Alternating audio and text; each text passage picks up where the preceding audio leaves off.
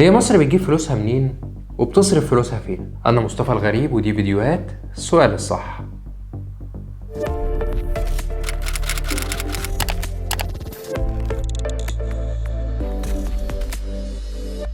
خلينا هنا نسأل سؤال مهم، هل أنت كمواطن تقدر تعرف مصادر فلوس بلدك وبتصرف فلوسها فين؟ الإجابة بسيطة جدا، وهي إنك تقدر طبعا توصل لده بسهولة جدا. تيجي تقولي طب إزاي؟ أنا هقولك إزاي. ادخل على موقع وزارة المالية وهتلاقي الموازنة منشورة بكل تفاصيلها. طيب الموازنة صعبة ومعقدة؟ هسهلها لك. الوزارة عاملة حاجة لطيفة جدا على موقعها، هتدخل هتلاقيها اسمها موازنة المواطن. دي بقى موازنة مختصرة وزي ما بنقول كده فيها الخلاصة. علشان اسهلها عليك برضو هسيب لك اللينك في الكومنتات عشان لو حبيت تدخل تاخد فكرة وتعرف الدنيا ماشية ازاي. طيب هو يعني ايه موازنة؟ هقول لك باختصار، الدولة دي عاملة زي بيتك او اسرتك، وانت دخلك في الشهر حوالي 1000 جنيه، ودي تعتبر الايرادات. فانت المفروض بتبقى مجهز نفسك وحاسبها وعارف انت هتصرف فلوسك دي فين، والاتنين دول بقى مع بعض اسمهم الموازنة. طيب هو يعني ايه عجز الموازنة؟ عجز الموازنة باختصار هو انه يكون برضو مرتبك 1000 جنيه في الشهر ومصاريفك 1200 جنيه. اما بقى لو فلوسك بتكفي مصاريفك وبيفيض منها فده بيبقى اسمه فائض الموازنة. وبعد ما عرفنا باختصار يعني ايه موازنة، تعالوا نستعرض ابرز الارقام في موازنة مصر، ولو عايز تفاصيل اكتر فانا قلت لك على الطريق. نبدأ بالسؤال الاول، هي مصر بتجيب فلوس منين؟ دي معلومة ممكن تكون صدمة ليك. في موازنة 2022 2023 تقريبا 77% من ايرادات مصر جاية من الضرائب، وده بقيمة تقريبا 1169 مليار جنيه من اصل 1518 مليار جنيه. ومن اهم البنود الضريبية دي عندك ضريبة دخل من مرتبات الموظفين في الحكومة بحوالي 107.3 مليار جنيه، وضرائب من المهن الحرة زي الاطباء والمهندسين والمحاميين وغيره، ودي بقيمة 62.5 مليار جنيه. وضرائب دخل من شركات بحوالي 166 مليار جنيه، وضرائب دخل من قناة السويس بحوالي 39 مليار جنيه. طيب نيجي هنا لسؤال مهم متعلق بالضرائب، هل هي مصر بس اللي بتعتمد على الضرائب في موازنتها ولا في دول تانية بتعمل ده؟ طبعا معظم دول العالم بتعتمد على الضرائب، واحب اقول لك كمان ان مصر من اقل الدول تقريبا في فرض الضرائب على الدخل. نسيب الضرائب بقى وندخل في باقي الايرادات واللي نسبتها حوالي 22.9%، ودي من اهمها ارباح اسهم من قناة السويس، ودي بتمثل 11.6% بقيمة تقريبا 40.6 مليار جنيه. وفي كمان ارباح من شركات القطاع العام وقطاع الاعمال العام بنسبة 4.6%، ما يعادل 16 مليار جنيه. ويمكن دول ابرز حاجتين في القائمة. وعندك بقى طبعا ايرادات السياحة وايرادات الغاز وشوية حاجات كنا اتكلمنا عنها قبل كده في فيديوهات سابقة. نيجي بقى للسؤال المهم،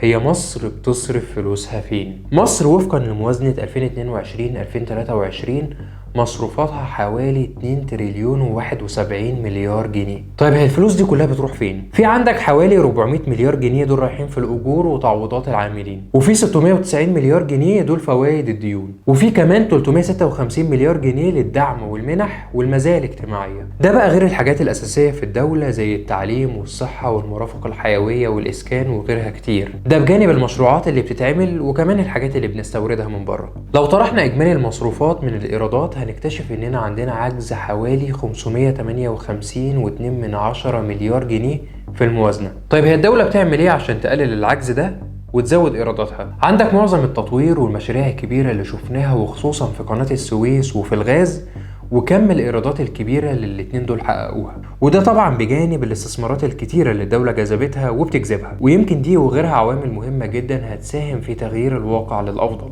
وزي ما قلت قبل كده وهفضل اقولها، لولا كورونا والأزمة الأوكرانية الروسية كان زمان الوضع اختلف بشكل كبير جدا. وبكده السؤال الصح يكون، يا ترى هي مصر ممكن تعمل ايه تاني علشان تزود ايراداتها؟